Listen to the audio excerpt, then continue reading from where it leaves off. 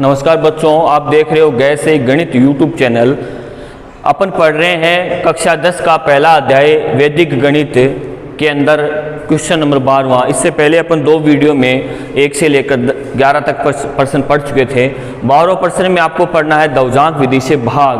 तो इसके लिए अपन जैसे 3 खंड बनाते हैं, जैसे आपको पहले भी मैंने बता दिया था निखिलम के अंदर ऐसे 3 खंड बना लिए अपन ने।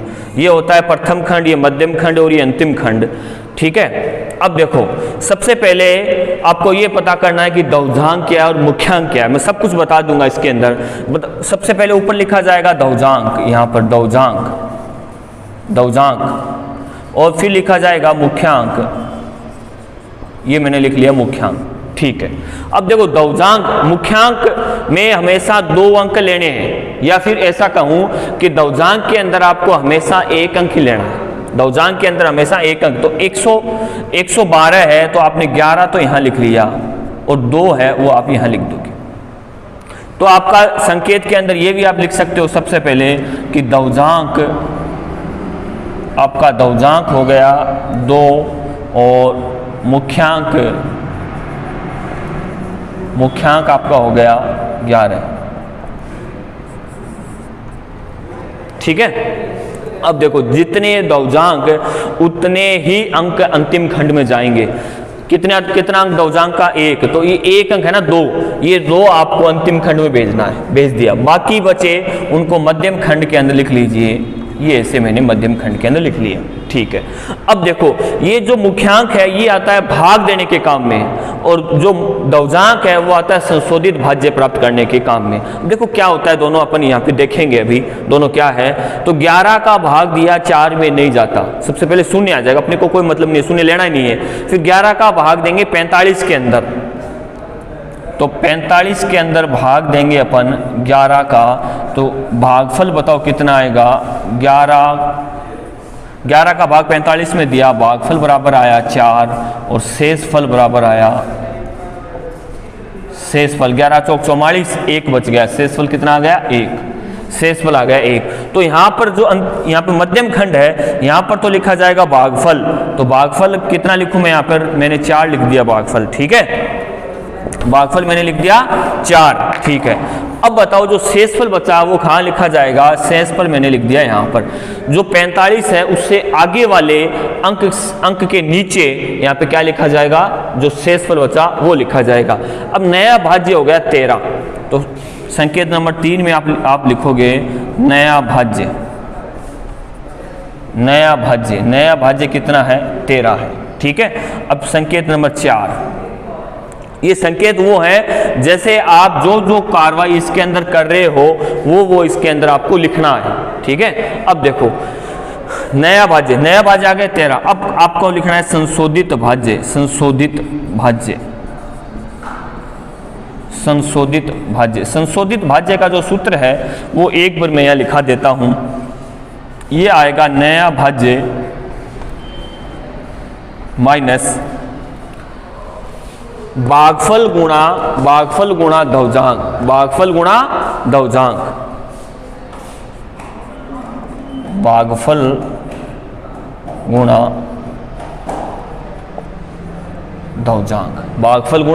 दवजांक। ठीक है, देखो इधर तो सरल करो इसको, क्या आएगा? नया भाज्य है 13 माइनस भागफल कितना है 4 और गुणा 2।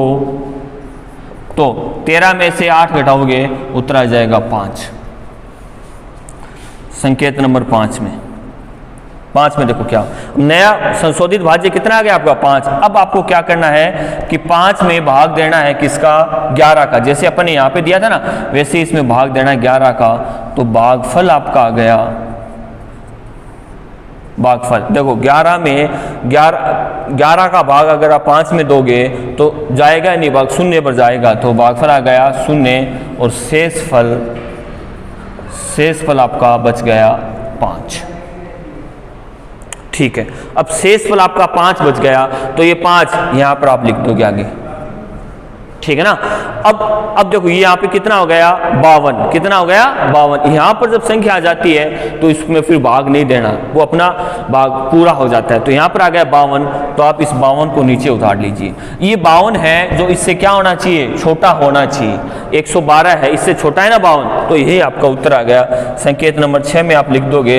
हाँ, और जो भागफल बचा ना, भागफल कितना है 0, तो यहाँ पर आपको क्या लिखना है, भागफल के स्थान पर 0। तो संकेत नंबर 6 में लिखोगे कि भागफल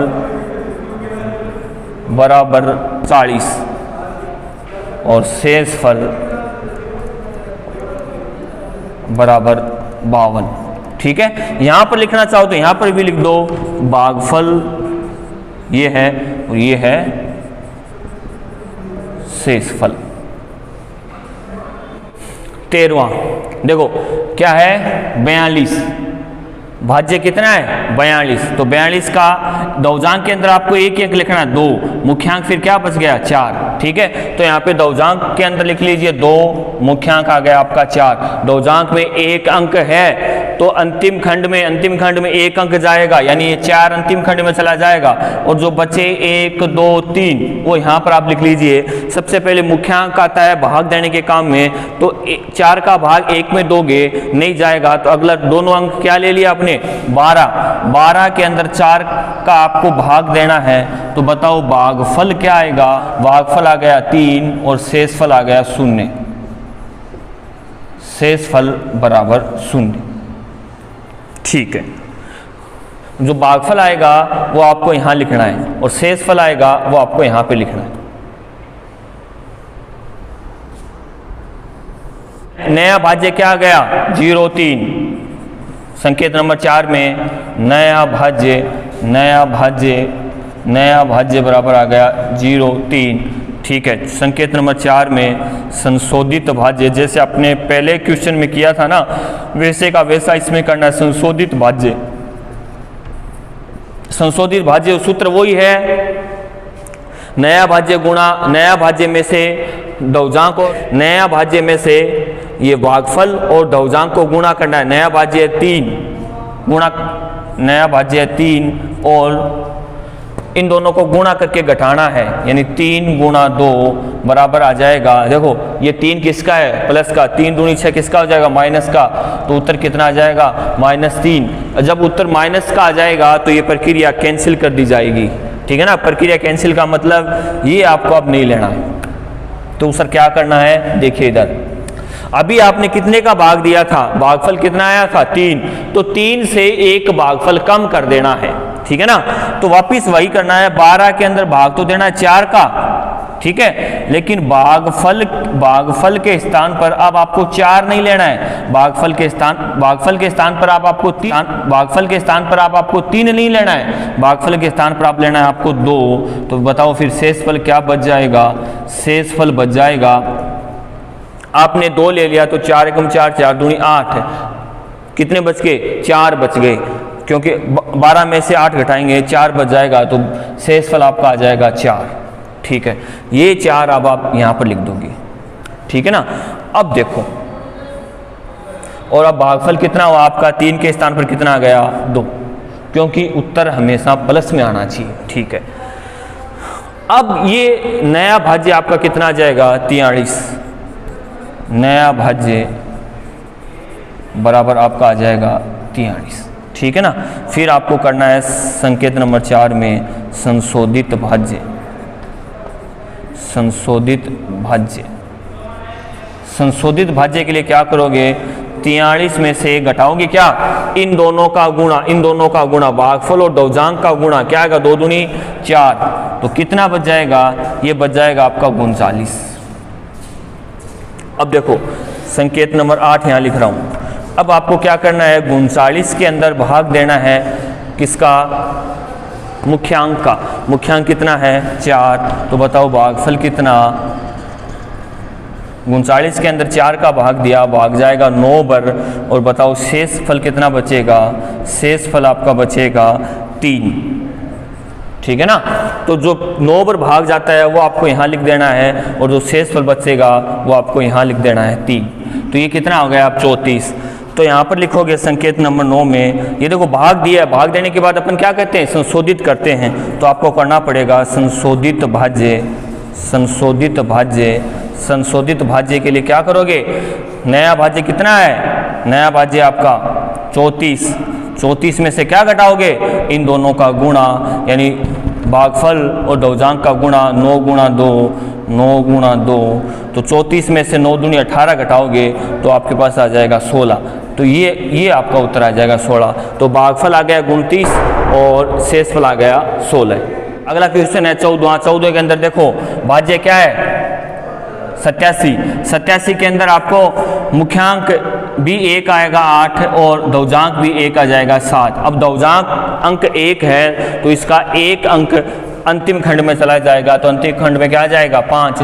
जो बच गए उनको इस मध्यम खंड के अंदर आप लिख सकते हो, ऐसे मध्यम खंड के अंदर इनको लिख दिया, ठीक है। और इसके संकेत मैं नहीं लिखा रहा हूँ, इसको मैं डायरेक्ट कर रहा हूँ क्योंकि आप समझ गए होंगे संकेत आप सभी को 2 क्वेश्चनों में मैंने बता दिए।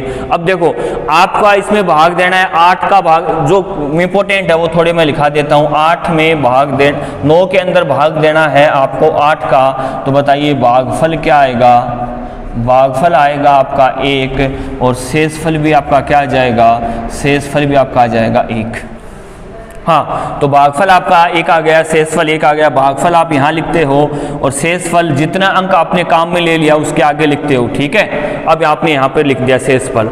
अब देखो नया भाज्य क्या आ गया, संकेत नंबर 2 में नया भाज्य आपके पास आ गया 18। अब 18 को आपको क्या करना है, संशोधित भाज्य करना है। तो मैं सीधा ही लिख रहा हूँ संशोधित भाज्य, सीधा ही मैं संशोधित भाज्य लिख रहा हूँ, आप उसके अंदर लिख देना। संशोधित करने के लिए क्या करोगे, 18 माइनस भागफल और दौजांक को आपको घटाना, इन दोनों का गुण आपको घटाना है। तो 18 में से आपने 7 घटा दिया, यानी 7 गुणा 1 आप इसको लिख सकते हो। तो 18 में से आपने 7 गुणा 1 घटा दिया तो आपके पास बच जाएगा 11। क्या बच जाएगा, 11। अगला तीसरे के अंदर अब आपको क्या करना है, 11 में फिर वापस वही प्रक्रिया, भाग देना है किसका, 8 का।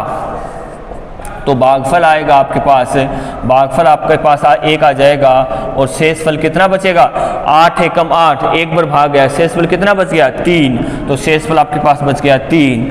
तो भागफल के स्थान पर आप क्या लिख दोगे, यहाँ पर लिख दोगे 1 और 8 तक आपने काम लिया ना, तो यहाँ पर आप शेषफल जो बचा 3 यहाँ लिख दोगे। तो नया भाज्य आपके पास अब आ गया 37। 37 को आपको क्या करना है, संशोधित भाज्य करना है। तो संशोधित के लिए क्या करोगे, मैं यहाँ पे लिख रहा हूँ संशोधित भाज्य, संशोधित भाज्य। संशोधित के लिए क्या करोगे, इस 37 में से दौजांक और भागफल का गुणा घटा दोगे। 37 में से आपको घटाना है 7 गुणा 1, तो नया भाज्य आपके पास आ जाएगा 30। अब इस 30 के अंदर आपको भाग देना है वापिस से, 30 के अंदर आपको भाग देना वापिस से किसका, मुख्यांक का 8 का भाग देना है। तो बताओ भागफल क्या आएगा, भागफल आ जाएगा आपके पास 3 और शेषफल आपके पास क्या आएगा, शेषफल आपके पास 8 3 24, क्या बच जाएगा 6। तो शेषफल आपके पास बच जाएगा 6। तो भागफल 3 यहाँ पर लिख दीजिए और शेषफल आपको यहाँ पर लिख देना है, ठीक है। ये कितना हो गया अब 66। नया भाज्य आपके पास आ गया 66। इस 66 को आपको क्या करना है, संशोधित करना है। तो संशोधित के लिए क्या करोगे, 66 में से घटा दोगे इस 3 और 7 का गुणा, यानी भागफल और मुख्यांक दौजांक का गुणा, भागफल और दौजांक का गुणा। तो घटा दीजिए 7 गुणा 3, तो 45। अब आपको अगला क्या करना है, 45 के अंदर भाग देना है वापिस क्या है, मुख्यांक 8। तो भागफल आपका आएगा 5 और शेषफल आपका आ जाएगा 8 45, शेषफल भी आपका आ जाएगा 5। तो भागफल को आपको यहाँ लिखना है और फल के स्थान पर भी क्या लिखोगे, 5। अब आपके पास आ गया 55, ठीक है ना। नया भाज्य क्या आ गया, 55। नए भाज्य को भी आपको यहाँ पर लिखने के लिए आपको करना पड़ेगा संशोधित। तो 55 को संशोधित करने के लिए क्या करोगे, 55 में से इस 5 और 7 का गुण आप घटा दोगे, यानी 7 गुणा 5, यानी 7 5 35, 55 में से घटाओगे तो आपके पास उत्तर आ जाएगा 20। तो यहाँ पे शेषफल के स्थान पर क्या लिख दोगे, 20।